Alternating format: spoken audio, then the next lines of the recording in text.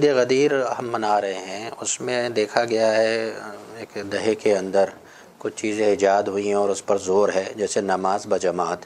تو مراجع کرام کا اس کے بارے میں، خصوصاً ہمارے سستانی صاحب کا، نماز غدیر مستحب ہے، اس کا استحباب تمام مراجع اور فقہا عصر غیبت سے آج تک جو گزرے ہیں ان پر ثابت ہے ان کے نزدیک۔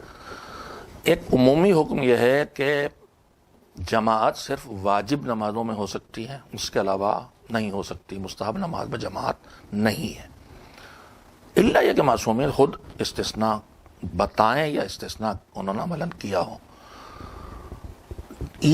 نماز عید اور نماز عید الفطر اور عید الاضحیٰ جو جماعت سے پڑھی جاتی ہے، اس کی وجہ یہ ہے کہ دونوں نمازیں اپنے وجود میں واجب نمازیں ہیں۔ زمانہ حضور امام میں جب امام درمیان میں موجود ہوں، غیبت میں نہ ہوں، تو اس وقت یہ واجب ہے اور جماعت سے پڑھی جانا، جیسے جمعہ ہے۔ غیبت کے دور میں فرادہ بھی پڑھی جا سکتی ہے اور جماعت سے بھی پڑھی جا سکتی ہے۔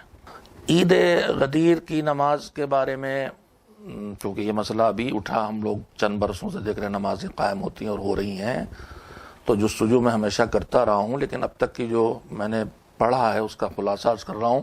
ضروری نہیں کہ حرف آخر ہو، اور کسی کا بھی حرف آخر نہیں ہوتا۔ عالم وقت فتوے دیتا ہے، اگلا آتا ہے اس سے علم آگے بڑھاتا ہے اور بڑھتا ہے اس کا، اور علم وہ فتوے بدل جاتے ہیں۔ خلاصہ جو میں نے اب تک پڑھا ہے اس کا یہ ہے کہ جماعت سے یہ نماز جماعت سے عصر غیبت کے فقہا سے لے کے اب تک، شیخ مفید رحمۃ اللہ علیہ سے لے کے اب تک، جنہوں نے اس نماز کو جماعت سے قائم کرنے کو مستحب قرار دیا ہے، یعنی جماعت سے پڑھی جا سکتی ہے، اور بعض علماء نے اس میں نماز جماعت قائم بھی کی ہے۔ جو پڑھ رہا تھا انشاءاللہ، جو جہاں سے پڑھا صحیح لکھا ہوگا کہ شیخ مفید رحمۃ اللہ علیہ نے جماعت سے نماز پڑھی اس کی۔ لیکن مسئلہ وہی ہے کہ ہمارا اس سے تعلق نہیں ہے کہ فقہا کے فتاویٰ کیا علم ہونا چاہیے، لیکن ہماری ڈیوٹی یہ ہے کہ ہم اپنے مرجع کی تقلید کر رہے ہیں۔ جو ہمارا مرجع کہتا حکم خدا، وہی ہمارے لیے ہے، اس لیے کہ وہ عالم ہے اور وہ اپنے نظریے تک دیکھ کے پہنچتا ہے کہ حکم خدا کیا ہے، اور میری ذمہ داری بنتی ہے کہ میں اس پر عمل کروں۔ موجودہ فقہا اور مراجع میں آیت اللہ العظمیٰ آغا سستانی اس کو جائز نہیں مانتے ہیں۔ آیت اللہ العظمیٰ بہجت بھی رجائے مطلوبیت کے ساتھ جواز کے قائل ہیں۔ آیت اللہ العظمیٰ صافی گل پائگانی جو موجود ہیں، اللہ ان کی حفاظت کرے، وہ بھی جواز کے قائل ہیں، استحباب کے قائل ہیں۔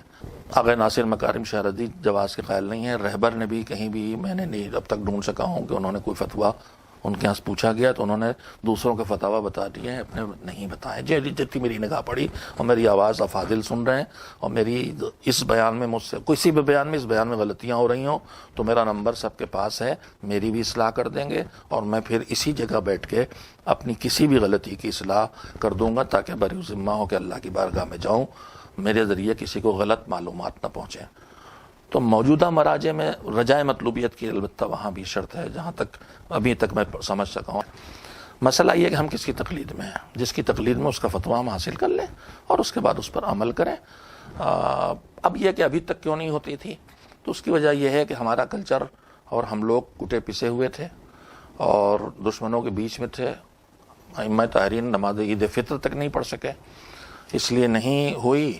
اب حالات پیدا ہوئے ہیں، متوجہ ہوئے ہیں، تو شروع ہو گئی۔ البتہ جو شروع ہوئی ہے وہ مجھے ایسا لگتا ہے کہ دوستوں کی طرف سے نہیں شروع ہوئی ہے، انہوں نے اس چکر میں شروع کرائی کہ ان میں جھگڑا کھڑا کرو، لیکن یہ ایک علمی موضوع تھا، تحقیقات بھی ہوئی ہیں اور اس پہ کتابیں بھی، ابھی خود حوض علمی قم میں اچھی خاصی کتابیں بھی لکھی جا سکی، اور بعض فقہا عملی طور پر جو معروف نہیں ہے لیکن اس کے جواز کے قائل ہیں۔ تو اس میں اپنے تقلید پر عمل کرنا چاہیے۔